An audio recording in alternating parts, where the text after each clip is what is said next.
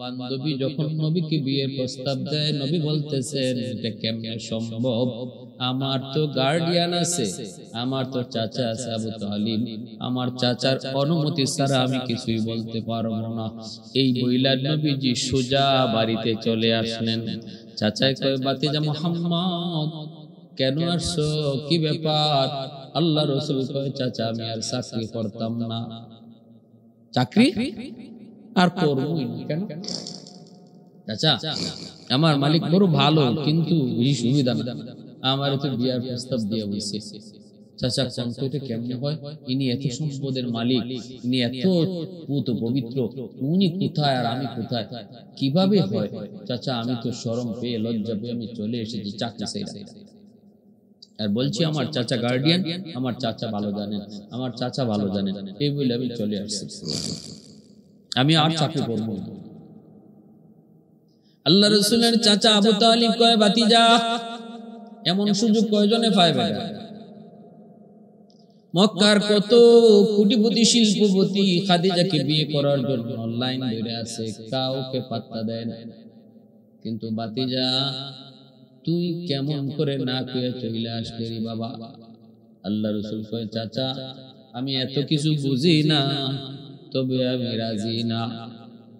আল্লাহর নবী যখন এই কথা বললেন, চাচা বলতেছি ঠিক আছে বাবা, তোমার মতই মত, ঠিক আছে বাবা, তোমার কোনো চাকরি বাকরি করা লাগবে না, তুমি থাকো, আমি চাচা তোমাকে খাওয়াবো পড়াবো, আমি চাচা তোমার লালন পালন করব, এতে যদি রক্ত বেচতে হয় বেচবো, তবু ভাতিজা তোমার কোনো অভাব তোমাকে টের পাইতে দেব না। দিনের নবী মায়ার নবী চাচার অধীনে, চাচা আবু তালিবের অধীনে দাদা মারা যাওয়ার পর নবীজির দায়িত্ব নিন চাচা আবু তালিব। আমার নবী রহমতের নবী চাচাকে বলতেছেন, চাচা আমি একটা কাজ করতে চাই, আমি একটা কর্ম করতে চাই, আপনি আমাকে কোনো একটা কাজে লাগায় দেন, আমি কর্ম করব, আমি কাজ করব। আল্লাহর নবীর চাচা আবু তালিব মায়ার নবীকে নিয়ে তখন আম্মা জান খাদিজাতুল কুবরা রাদিয়াল্লাহু তাআলা আনহার কাছে আসলেন। কারণ আম্মা জান হলেন মক্কার তখন সবচেয়ে ধনী একজন নারী। শুধু মক্কা জুড়ে নয়, গোটা আরব জাহান জুড়ে যার ব্যবসা ছিল, অত্যন্ত সুপরিচিত সফল একজন ব্যবসায়ী ছিলেন আম্মা জান। অসংখ্য গণিত লোক ওনার অধীনে চাকরি করত। সেই সুবাদে নবীজির চাচা আবু তালিব আল্লাহর নবীকে নিয়ে আম্মা জানের কাছে আসলেন। এসে তিনি প্রস্তাব দিলেন, খাদিজা তোমার চাকরির, তোমার ফ্যাক্টরিতে, তোমার ব্যবসায়ী এই ইন্ডাস্ট্রিতে আমার ভাতিজা মুহাম্মদের জন্য কোনো চাকরির ব্যবস্থা আসেনি, কোনো একটা কাজে তারে লাগানো যায়নি। আমার ভাতিজা যদিও আমি তারে খাওয়াইতে পালতে কোনো অসুবিধা নাই, কিন্তু আমার ভাতিজা মুহাম্মদ সে বেকার থাকতে পছন্দ করে না, সে কোনো না কোনো একটা কর্ম করতে চায়। কারণ আল্লাহর নবী রহমতের নবী গোটা উম্মতকে এই বিষয়টা শিখাইলেন, আমাদেরকে বুঝাইলেন, জানাইলেন বেকারত্ব সমাজের জন্য অভিশাপ, দেশের জন্য অভিশাপ, পরিবারের জন্য অভিশাপ। বেকারত্ব শয়তানের পুঁজি হয়, একজন বেকার মানুষের মস্তিষ্ক শয়তানের বাসা হয়। বেকার মানুষ সমাজের যত অহেতুক অযথা কাজকর্ম, কথাবার্তা, এগুলা বেকার মানুষের কাছে বেশি পাওয়া যায়।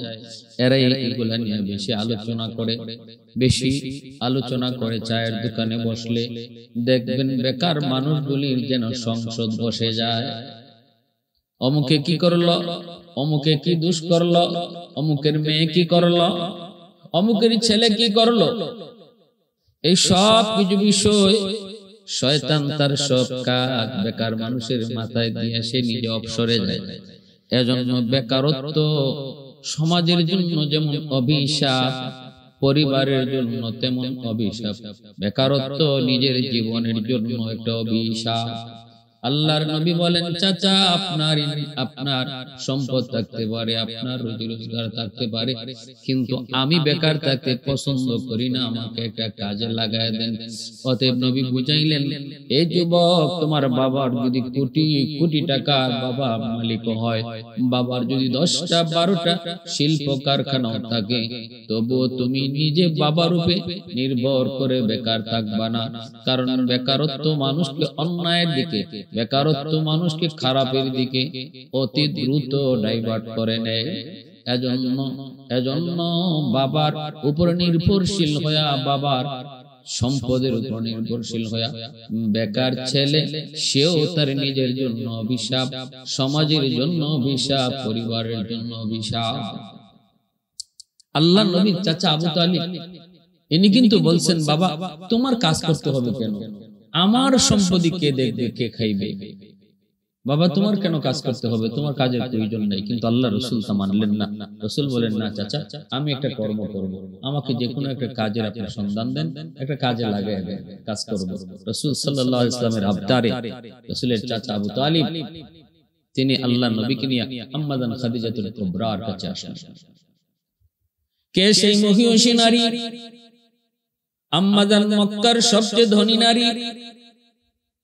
আম্মা জান তখন মক্কার মানুষের কাছে অত্যন্ত প্রশংসনীয়, চারিত্রিক দিক দিয়েও আম্মা জানের কোনো স্পট নাই, কোনো দাগ নাই, যার কারণে মক্কার মানুষ আম্মা জানকে তাহেরা কয়ে ডাকতো, পবিত্র কয়ে ডাকতো, যেহেতু তার চরিত্রের ভিতরে বিন্দু পরিমাণ কোনো স্পট নাই, কোনো দাগ নাই, কোনো কলঙ্ক নাই। এজন্য আম্মা জানকে তারা তাহেরা কয়ে ডাকতো। যদিও ওই সময়টাতে মানুষের চরিত্র যে ভালো রাখতে হবে এর কোনো খেয়ালই তখন ছিল না, কারণ কোন মানুষের চরিত্র তখন ভালো না। যুগটা ছিল জাহেলি যুগ, অন্ধকার যুগ। অন্ধকার যুগে একজন নারী তার চরিত্রকে সুন্দর রাখা এবং পুত পবিত্র রাখা জানতেন কোনো বিষয় নয়, অত্যন্ত কঠিন থেকে কঠিন একটা বিষয়। আমার আল্লাহ তার কুদরতি হাতে আম্মা জানকে পুত পবিত্র বানায় রাখছেন, কারণ আমার আল্লাহ পাকের কুদরতি হাতে লেখা আম্মা জানের সাথে তার হাবিবের বিবাহ বন্ধন হবে। এজন্য আল্লাহ নিজের থেকেই একদম কুদরতি ভাবে হেফাজত করে রাখছেন যাবতীয় পাপ পঙ্কিলতা থেকে, যাবতীয় খারাপি থেকে আল্লাহ তার কুদরতি ভাবে হেফাজত করে রাখছেন। আবার অত্যন্ত সুন্দরী, যার কারণে মক্কার মানুষ ধনী ধনী ফ্যামিলির যুবক আম্মা জানকে বিয়ের প্রস্তাব দেয়, কিন্তু বিয়েতে রাজি হন না। কারণ এর আগে আম্মা জানের আরো 2টা বিবাহ হয়েছে। প্রথম বিবাহ হয়েছে আম্মা জানের বনু তামিম গোত্রের একজন যুবকের সাথে, যার নাম আবু হালা। মানুষ তাকে হালার সন্তানার বাবা হিসাবে চিনত, জানত। আবু হালার সাথেই আম্মা জানের প্রথম বিবাহ, তার বংশ ছিল বনু তামিম। এই আবু হালা ইন্তেকালের পর তিনি আরেকটা বিবাহ বন্ধনে আবদ্ধ হয়েছেন, কিন্তু ওনার সন্তান, প্রথম ঘরের সন্তান আবু হালা, সেও এক সময় নবী কালেমা পড়ে মুসলমান হইয়া আল্লাহর নবী সাহাবী খাতায় নাম লিখান। আম্মা জান বিবাহ বসেন না, কারো প্রস্তাব তিনি গ্রহণ করেন না, ব্যবসায় মনোযোগ দিয়ে দিলেন। শাম সিরিয়া জুড়ে তার ব্যবসা ছড়ায় ছিটে আছে। ওই অবস্থায় আম্মা জানের কাছে যখন নবীর চাচা আবু তালিব নবীকে নিয়ে হাজির হলেন আর বললেন, খাদিজা, তোমার কাছে কোনো কাজের সন্ধান আসেনি? তোমার ফ্যাক্টরিতে, তোমার ব্যবসায়িক এই সমস্ত ব্যবসায়িক কার্যক্রমের জন্য কোন একটা পোস্ট খালি আসেনি, যে পোস্টে আমার ভাতিজা মুহাম্মদকে চাকরি দেওয়া যায়? আমার ভাতিজা বড় অত্যন্ত চরিত্রবান, আমার ভাতিজা বড় আখলাকওয়ালা, আমার ভাতিজা অত্যন্ত নম্র ভদ্র, অত্যন্ত বিচক্ষণ। আমার ভাতিজার মক্কার মানুষ তুমি নিজেও জানো তাকে আল আমিন বলে ডাকে, সত্যবাদী হিসাবে ডাকে। অতএব আমি আবু তালিব আমার ভাতিজার চারিত্রিক সার্টিফিকেট দিলাম, কোনো অসুবিধা নাই, যদি সুযোগ থাকে আমার ভাতিজাকে একটা চাকরি দাও। আম্মাজান তখন খুশি হলেন। আম্মাজান বললেন, আবু তালিব আপনার ভাতিজাকে আমার ফ্যাক্টরিতে চাকরি দেওয়া এটা আমার জন্য আরো ভাগ্য। আমিও তো এমন লোককে চাই, কিন্তু এই অবস্থায় আমার ফ্যাক্টরিতে কোনো পোস্ট খালি নেই, কেমন করে তারে চাকরি দিব? শুধুমাত্র একটা জায়গার সুযোগ আছে, তাও সেটা কয়েকদিনের জন্য, বেশি দিন নয়। আমার বকরি রাখাল অল্প দিনের জন্য ছুটিতে গিয়েছে, যদি তুমি চাও তোমার ভাতিজাকে আমি এই পোস্টে কয়েকদিনের জন্য একটা সুযোগ দিতে পারি, তবে আমি মনে করি এটা আপনার জন্য মানানসই নয়, এটা আপনার বংশের জন্য মানানসই নয়। কারণ জানেন গো, কারণ আপনার কুরাইশ বংশ আরবের ভিতরে অনেক সম্মানী, শুধু আরব নয় গোটা জাহানের ভিতরে আপনার বংশের একটা প্রশংসা, সম্মান, একটা পরিচিতি। আমি কেমন করে এই চাকরির প্রস্তাব দেব? তবে যদি কখনো পোস্ট খালি হয় আমি নিজে আপনার কাছে যাব। এই কথা বলে যখন ফিরত দেন নবীকে নিয়ে, নবীর চাচা ফিরত চলে আসবেন। কিছু দূর যাওয়ার পর আমার আপনার নবী, রহমতের নবী, মায়ের নবী কো, চাচা আপনি আমাকে ফেরত নিয়ে যায়েন না।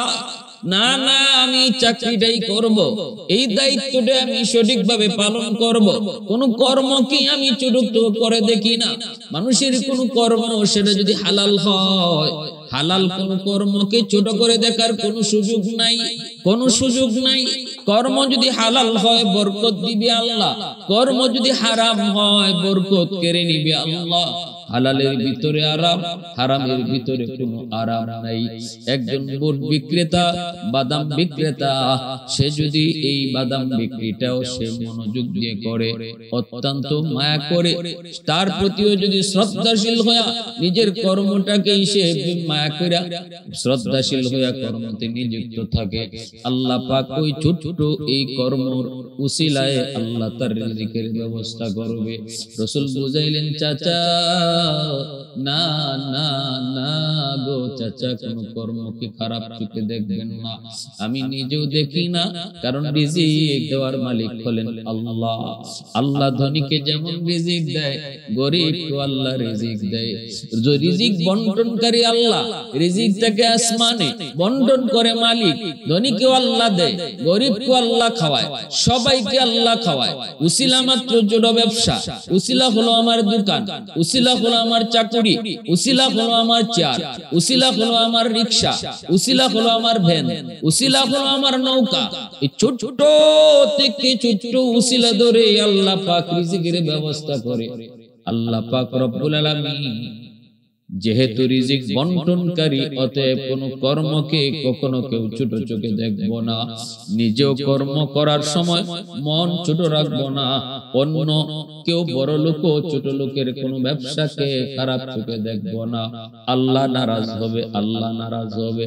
হালাল ব্যবসা যদি হয় এটাকে মহব্বত করো, শ্রদ্ধা করো, সম্মান করো।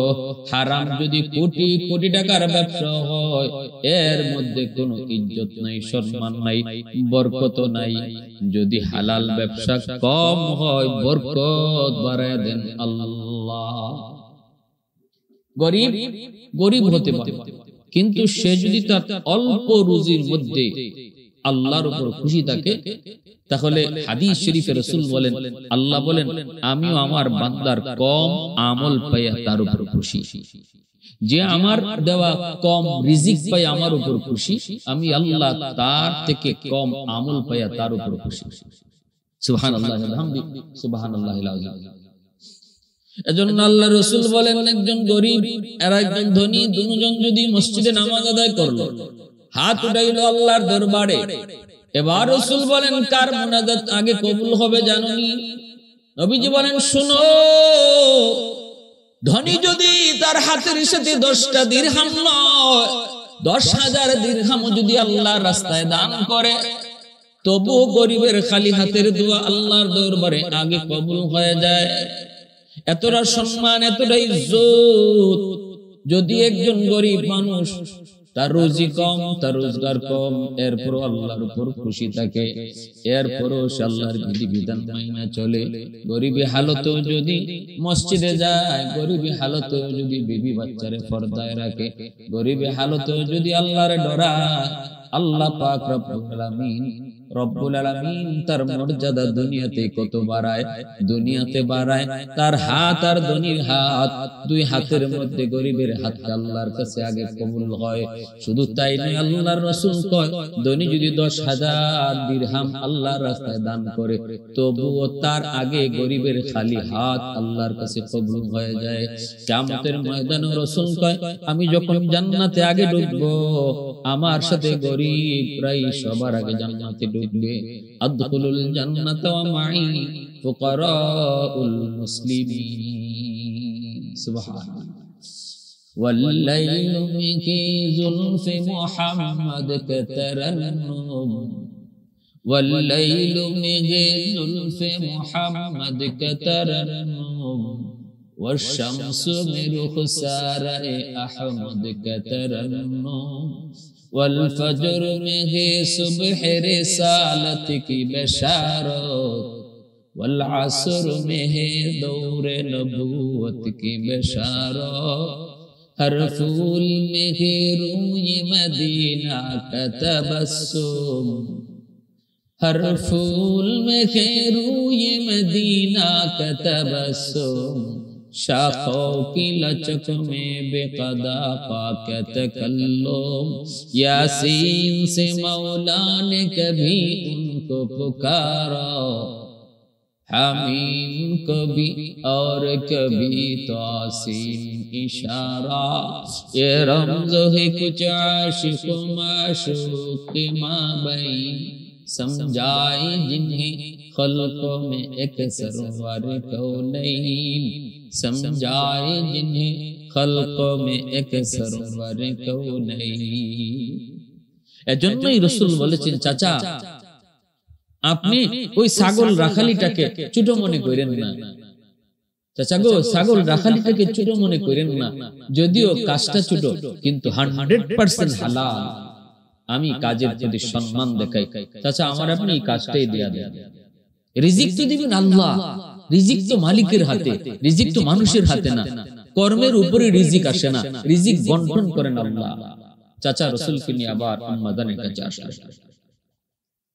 এর দ্বারা মেসেজ গোটা মুসলিম উম্মার জন্য, যুবকরা শোনো, বেকারত্ব সমাজের জন্য অভিশাপ, দেশের জন্য অভিশাপ, পরিবারের জন্য অভিশাপ, ব্যক্তির জন্য, তোমার নিজের জন্য অভিশাপ। অতএব বেকার থাকার চেয়ে কর্ম ছোট হোক, এই ছোট কাজের মধ্যে লেগে থাকা, এটা আমার নবীর আদর্শ, এটা আমার নবীর শিক্ষা, আমার নবীর আদর্শ। আর যারা আমরা খুব কোটি কোটি টাকার ব্যবসা করি, আর যারা খুব ছোট্টখাটো একটা দোকান নিয়ে বসছে, তারও হেয় চোখে দেখবেন না, ছোট চোখে দেখবেন না, সাবধান, কারণ আল্লাহ নারাজ হবে। রিজিক তুমি কোটিপতির হাতেও না, আর বুট বিক্রি করা বাদাম বিক্রেতার হাতেও রিজিক না, রিজিক তো মালিকের হাতে। আল্লাহ রিজিক বন্টন করে। দেখবেন কোটি টাকার মালিকের অভাব যায় না, কিন্তু গরিবের অল্প কামাই করে তার কোনো অভাব নাই, এর নামই হলো বরকত। আল্লাহ পাক রব্বুল আলামিনের হাতে যেহেতু রিজিক, এজন্য আল্লাহ এইভাবে বন্টন করে। আমার ভাইরা, বন্ধুরা, যুবক, এজন্য বলি দিলটা নরম করে কথাগুলি বোঝার চেষ্টা করো। আম্মা জানের কাছে আবার নবীকে নিয়ে ফেরত আসলেন। নবীজির চাচা আবু তালিব আম্মা জানের কাছে এসে আবার বলতেছেন, খাদিজা আমার ভাতিজা এই কাজটাকে পছন্দ করেছে, অসুবিধা নাই, এই কাজটাই আমার ভাতিজারে দেন। আম্মা জানের কাছ থেকে এই কাজটা বুঝে নিলেন। এরপরে চাচা নবীকে সেখানে দিয়ে চলে আসলেন। আল্লাহর নবী এইবার ছাগল রাখালি করেন, সকালে নিয়ে যান, বিকেল বেলা ছাগলগুলি নিয়ে আসেন। প্রথম দিন আসার পর আম্মা জান তাকায় দেখেন প্রতিটা ছাগলের পেট ভরা একদম খাদ্যে, প্রতিটা ছাগল পেট ভরে খাবার খেয়ে এসেছে। আম্মা জান তো অবাক, আগে তো কখনো আমার ছাগল এইভাবে খানা খায় পায় নাই, আমার রাখাল কোথায় ছাগল রাখালি করে, আর আগের রাখাল কোথায় রাখতো? ঘটনা কি? পরের দিনও একই হালত। অল্প দিনের ভিতরে আম্মা জান দেখেন প্রতিটা ছাগল নাদোষ নদোষ হয়ে গেল, বড় সুন্দর। আম্মা জান কৌতূহল বসে ছাদের উপরে উঠে দেখতে চাইলেন নবী কোথায় তার ছাগলগুলি রাখালি করে। তাকায় দেখে আগের রাখাল যে জায়গায় রাখতো সেই মরুভূমিতেই নবী ছাগল রাখালি করতেছেন। কিন্তু ঘটনা কি? অবাক কাণ্ড। আম্মা জান তাকায় দেখেন এই মরুভূমির ভিতরে মাথার উপরে প্রচন্ড রোদ, নবী বসে আছেন। এই রৌদ্রের মধ্যে আমার নবী মায়ের নবীকে উপর থেকে একটা মেঘের মালা, এক খন্ড মেঘমালা আমার নবীকে ছায়া দিতেছে। আর নবীজির পাশে ছাগলগুলি যার যার মতোই খানা খায়, যার যার মতোই ঘাস খায়। কিন্তু ছাগলগুলাকে নবীজি রাখালিও করেন না, অথচ ছাগল রাখালি করা কত কঠিন। যারা ছাগল রাখালি করে তারা বুঝে ছাগল অত্যন্ত বিয়ারা একটা জাতি, ধৈর্য ছাড়া ছাগল রাখালি করা সম্ভব হয় না। এইদিকে যদি নিতে চান ছাগল ওই দিকে যেতে চায়, সামনে যদি আনতে চান ছাগল পিছনে যেতে যায়, আবার পিছনে যদি আপনি তার মর্জি মতো আপনি তার পিছনে নিতে চান তখন ছাগল কিন্তু আবার সামনে আসতে চায়। এই হলো ছাগলের আদত। আপনি যেদিকে নিতে চাইবেন ছাগল ওদিকে কখনো যেতে চাইবে না। এজন্যই আল্লাহ পাক রব্বুল আলামিন সকল নবী পয়গম্বরগণকে আল্লাহ ছাগল রাখালি করাইছেন, কারণ এমন উম্মত আমি আল্লাহ তোমাকে দিব। এরে নবী শোনো আমার বন্ধু, এমন উম্মত আসবে যে উম্মতের স্বভাব হবে ছাগলের মতো। অতএব ছাগল রাখালি কইরা ধৈর্যের আল্লাহ পরীক্ষা নেন। সকল নবী পয়গম্বরগণ ছাগল রাখালি কইরা ধৈর্যের পরীক্ষা দিয়েছেন। মায়ার নবী দয়ার নবী বসা আছেন। আম্মা জান ছাদের উপর থেকে তাকায় দেখেন নবীর ছাগলগুলাকে রাখালি করতেছে জঙ্গলের বাঘ। আর আমার নবী গরমের মধ্যে বর্ষা, আমার নবীকে বাতাস দিতেছে বিষাক্ত সাপ। মায়ার নবী দয়ার নবী বসা আছেন, সাপ নবীকে বাতাস দেয়। এই দৃশ্য দেখা মাত্রই আম্মা জান বুঝে ফেললেন আমার রাখাল সে তো কোনো রাখাল নয়, সে তো সাধারণ কোনো মানুষ নয় গো, সে তো মহান একজন মনীষী, যারে বাঘে চিনে সাপে চিনে, সে তো সাধারণ কোনো মানুষ নয়। তাকায় দেখেন নবী পানি খাওয়াইতে নিলেন কুয়ার কাছে, কুয়া থেকে বালতি উঠাইয়া পানি পান করাইতে হয়। কিন্তু আম্মা জান দেখেন নবীজি ছাগলগুলা নিয়ে কুয়ার কাছে যাওয়া মাত্রই কুয়ার পানি নিচ থেকে উপরে উঠে গেল, অটো উপরে উঠে গেল। আর ছাগলগুলি পানি খাওয়া শেষ করার পর কুয়ার পানি আবার নিচে গেল। আম্মা জান এবার বুঝলেন আমার রাখাল সাধারণ কোন মানুষ নয়, যার ইচ্ছা মতো কুয়ার পানি উপর থেকে নিচে যায়, নিচ থেকে উপরে উঠে। নবীজির প্রতি মহব্বত আর ভালোবাসা বাড়তে শুরু হলো, নবীজির প্রতি দুর্বল হতে লাগলেন। এই দিকে আম্মা জান সিদ্ধান্ত নিলেন তার ব্যবসায়িক সমস্ত কার্যকলাপের চিফ ম্যানেজার বানায় দিবেন আমার নবীকে। ঘোষণা দেওয়া মাত্রই কয়েকজন ম্যানেজার বিরোধিতা করলো। আম্মা জান বললেন যদি তোমাদের মন চায় চাকরি করো, নতুবা চলে যাও, সিদ্ধান্ত ফাইনাল। আমি হলাম মালিক, আমার সিদ্ধান্ত হলো ফাইনাল। আমি মুহাম্মদকে আমার ব্যবসায়িক চিফ ম্যানেজার বানায় দিলাম। সমস্ত ম্যানেজার তোমরা যারা আছো সবাই মুহাম্মদের কাছে তোমাদের হিসাব বুঝিয়ে দিতে হবে।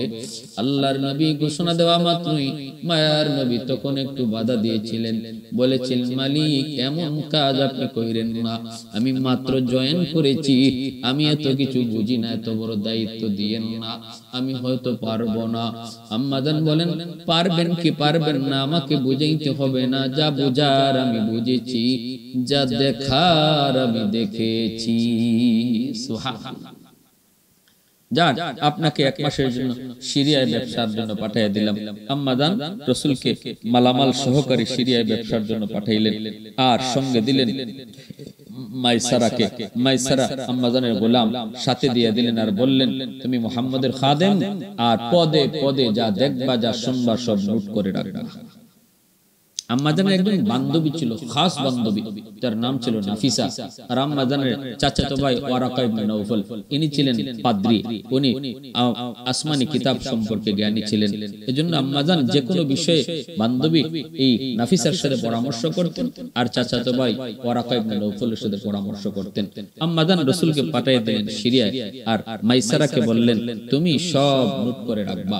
মাইসারা নবীর সাথে চলছেন এই উটের কাফেলা নিয়ে সিরিয়ার দিকে। আর ওই অবস্থায় মাইসারা কি দেখলেন যা কি শুনলেন যা বুঝলেন সব তিনি নোট করছেন। দেখতেছেন রাস্তা দিয়ে যান, হঠাৎ করে মাইসারার নজরে পড়লো মক্কার আরবের এই মরুভূমিতে প্রচন্ড রোদ।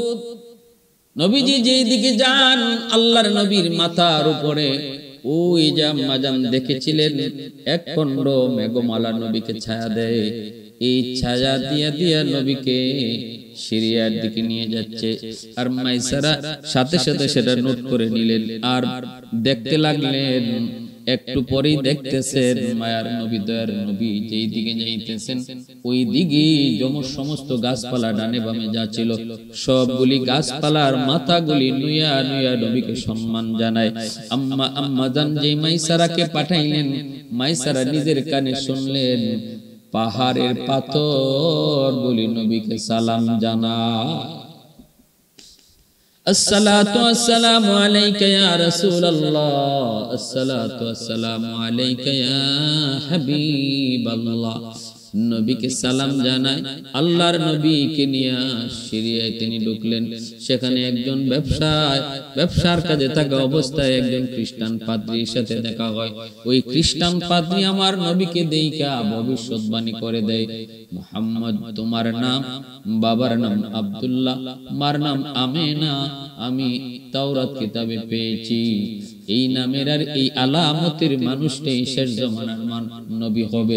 অতএব আর দেরি করবা না, সিরিয়ায় থাকা তোমার জন্য নিরাপদ না। এই পাদ্রীর ভবিষ্যৎবাণীটাও মাইসারা তার নোটের মধ্যে নোট করলেন। এই দিকে দিন যায় দিন যায় দিন যায়, আম্মাজান আমার নবীর অপেক্ষা, দিলের ভিতরে মায়া মহব্বত বেড়ে গেছে।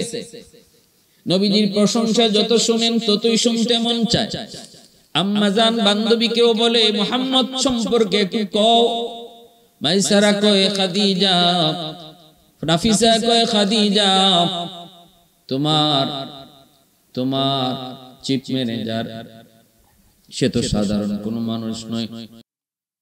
40 দিন হয়ে যাওয়ার পথে আম্মাজান বান্ধবী নাফিসাকে নিয়ে খাদেম খুদ্দাম বাদীদেরকে নিয়ে তিনি উপরে উইটা নবী কোন দিক দিয়ে আসবেন সেই দিকে তাকায় রয়েছেন। আর একে একে শুধু সবাইকে বলেন মুহাম্মদ সম্পর্কে যে যত সুন্দর কথা বলবা তারে তত সুন্দর পুরস্কার দিব। আর আমার চিফ ম্যানেজার যেই দিক দিয়ে আসবে সবার আগে যে দেখা আমাকে জানাইবা, ওই যে আপনার চিফ ম্যানেজার আসতেছে, সাথে সাথে সে গোলাম হলে তারে আমি আজাদ করব, বাদী হলে আজাদ করব, আর নতুবা সে যা চায় তারে তা পুরস্কৃত করব।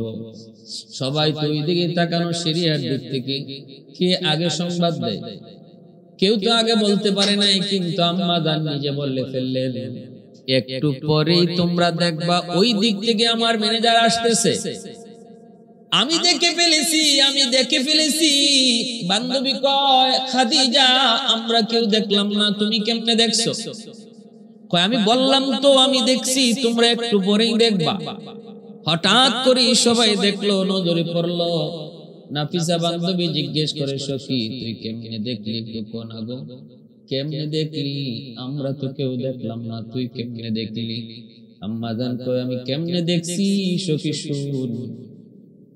আমি যেদিন সাদে উইটা ছাগল রাখালি করার সময় দৃশ্য দেখেছিলাম, তার মাথার উপরে একটা মেঘমালা ছায়া দেয়।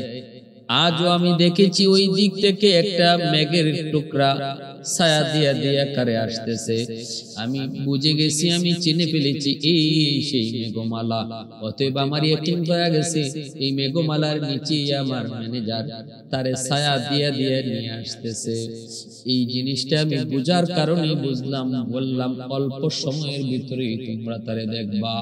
সত্যি সত্যি নবী যখন সবার নজরে পড়ে গেল, রাসূল আসলেন, মাইসারা সব ঘটনা বিস্তারিত শুনাইলেন। আম্মা জানের আবেগ আর ভালোবাসা আরো দ্বিগুণের দ্বিগুণ নবীর প্রতি বেড়ে গেল।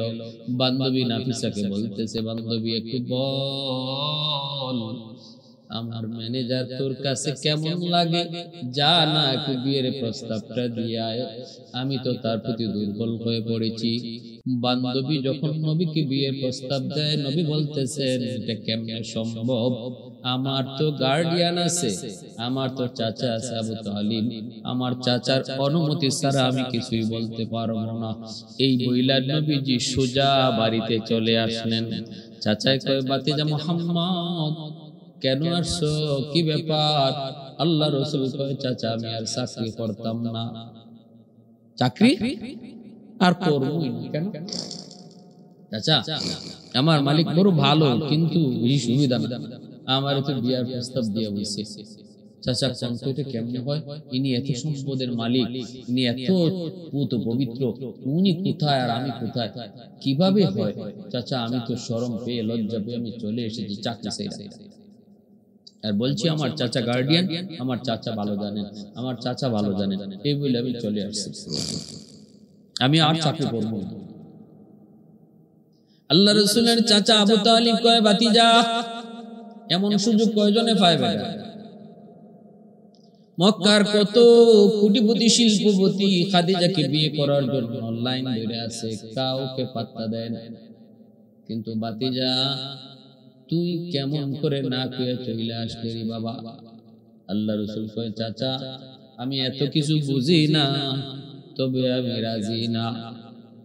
আল্লাহর নবী যখন এই কথা বললেন, চাচা বলতেছি ঠিক আছে বাবা, তোমার মতই মত, ঠিক আছে বাবা, তোমার কোনো চাকরি বাকরি করা লাগবে না, তুমি থাকো, আমি চাচা তোমাকে খাওয়াবো পড়াবো, আমি চাচা তোমার লালন পালন করব, এতে যদি রক্ত বেচতে হয় বেচবো, তবু ভাতিজা তোমার কোনো অভাব তোমাকে টের পাইতে দেব না।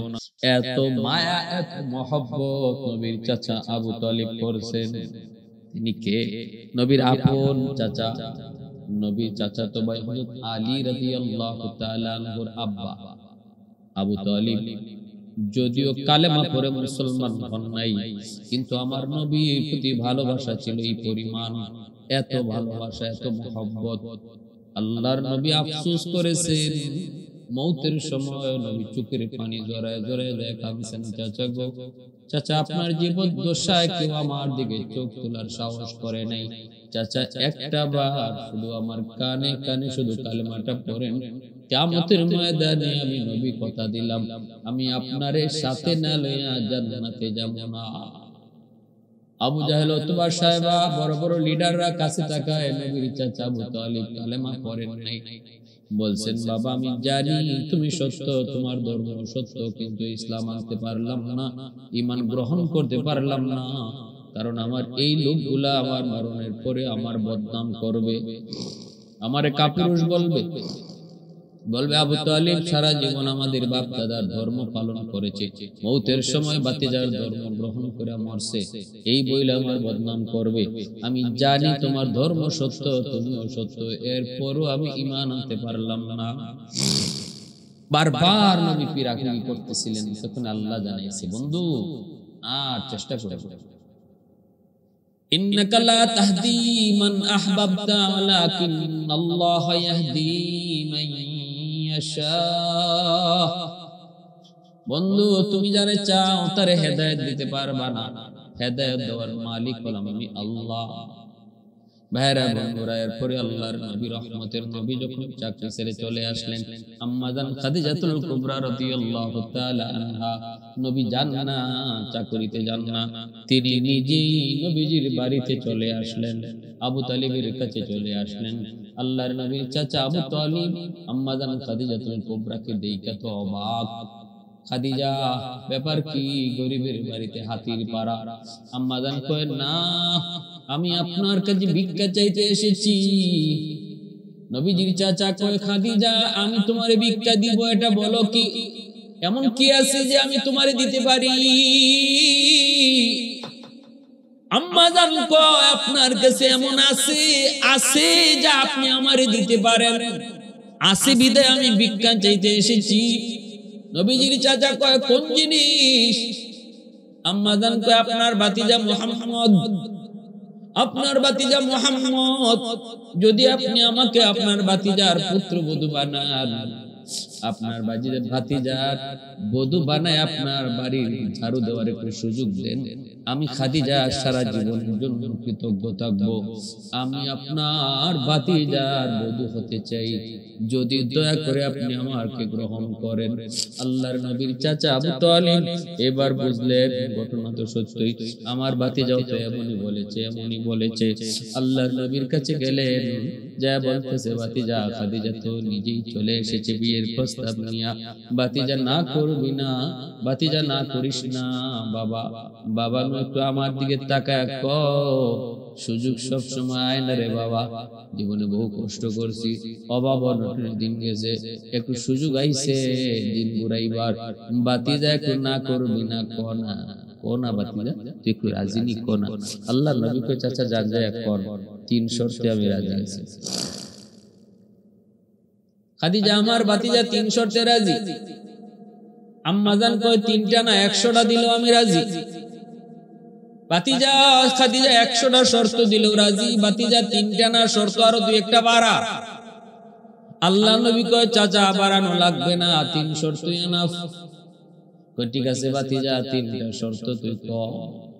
খাদিজা সব মানবে, তবে ভাতিজারে 3টা শর্তের ভিতরে অন্তত একটা শর্ত চাচার পয়সায়া কইস, কারণ জীবনে বহু অভাবে দিন গেছে, একটু চাচার দিকে তাকায় কইস রে বাবা। আল্লাহর নবী কইলেন, ঠিক আছে চাচা, আপনি টেনশন করেন না। আল্লাহর নবী 1 নাম্বার শর্ত দিলেন, আপনার যত বাড়ি আছে সবগুলি বাড়ি, সবগুলি ঘর, মক্কায় যাদের ঘর নাই, বাড়ি নাই, ভূমিহীন যারা, তাদেরকে দিয়ে দিতে হবে। আম্মাজান কয়, আমি রাজি আছি। 2 নাম্বার শর্ত হলো, আপনার যত টাকা পয়সা আছে, নবীজির চাচা আবু তালিব নবীজির দিকে তাকায় বলতেছেন, ভাতিজা একটু চাচার পয়সা কো। নবীজি বলতেছেন, 2 নাম্বার শর্ত হলো, আমি একজন গরিব মানুষ, আপনি আমার বিবি হয়ে যদি আসেন, আমি আপনার মতো আপনাকে রাখতে পারবো না, আমার মতো আপনাকে থাকতে হবে। আমার ঘর নাই, বাড়ি নাই, থাকার সুন্দর কোনো পরিবেশ নাই, এখনো চাচার হোটেলে খাই, চাচার ঘরে ঘুমাই, অতএব আমি আপনারে নিয়ে ভাঙ্গা ঘরে থাকবো, আপনি তো ভাঙ্গা ঘরে থাকতে পারবেন না। আপনার আমার ঘুমানোর কোনো চাদর নাও থাকতে পারে, সেটা আপনি মানতে পারবেন না। চুলায় 1 দিন 2 দিন না, একাধারে কয়েকদিন চুলায় আগুন জ্বলবে না, তাও আপনি পারবেন না। আম্মাজান কয়, আমি সব রাজি আছি। 3 নাম্বার শর্ত হলো, আপনার যত সম্পদ, এমনি চাচা আবু তালিব কয়, ভাতিজা ভাতিজা কো না, চাচার পয়সা কো। আল্লাহ নবী কয়, সবগুলি সম্পদ গরিব অসহায় মানুষের মাঝে বন্টন করে দিতে হবে। আম্মাজান কয়, আমি রাজি আছি। নবীজির চাচা আবু তালিবের মন খারাপ হয়ে গেল। ঘটনা কি ভাতিজা? তিনটা শর্তের একটা শর্ত চাচার পয়সা কইলি না, চাচার দিকে তাকায় তুমি কইলা না। বাতিজা ঠিক আছে বাতিজা, তোর বিয়া তুই কর, আমি গেলাম। আল্লাহ নবী কয় চাচা যান না, আম্মা জান খাদিজাতুল কুবরা কয় আমার সব সম্পদ আমি আপনারে দিয়া দিলাম, এবার আপনার যা মর্জি তা করেন। আল্লাহ নবীর কাছে সব সম্পদ দিয়ে দিলেন নবীর পায়ের তলে। নবীজি মুহূর্তের ভিতরে সবগুলি সম্পদ গরিব অসহায় মানুষের মাঝে বন্টন করে দিলেন। একটা সুতাও নবীজি নিজের জন্য রাখেন নাই। অতএব আজকের যুব সমাজ একটু চিন্তা করো, বউয়ের কাছ থেকে সম্পদ নেওয়াকে যৌতুক কয়। আমার নবীর পায়ের তলে সব কোটি কোটি কোটি কোটি সম্পদ দিয়ে দেওয়ার পরও নবীজি সব দান করে দিয়েছেন, একটাও নিজের জন্য রাখেন নাই। আরো ঘোষণা দিলেন যৌতুক নেওয়া হারাম। আজকে আমাদের সমাজে যেই যুবকরা, আজকে আমাদের সমাজের যেই যুবকরা যৌতুক নেয়, যৌতুক নিয়ে বিয়ে করে, এই সমস্ত মানুষগুলা, এই সমস্ত যুবকগুলি, এরাও আজকে কবিরা গুনাহে শামিল। যৌতুকের বিয়াতে কখনো বরকত থাকে না। সমাজের মানুষ আজকে যদি আমরা এই একতাবদ্ধ হই যে যৌতুক নিয়ে যে বিয়ে হয়, বিয়েতে কেউ খাইতেও যাইব না, যাইতেও যাইব না, দাওয়াত খাইতেও যাইব না, সম্পর্ক রাখবো না, যৌতুক সমাজ থেকে উঠে যাবে। কিন্তু আমাদের সমাজে তো যৌতুক ডাইরেক্ট না নিলেও ইনডাইরেক্ট অনেকে খায়, ইবায় না গুড়ায় নেয়, এমন আসেনি না নাই।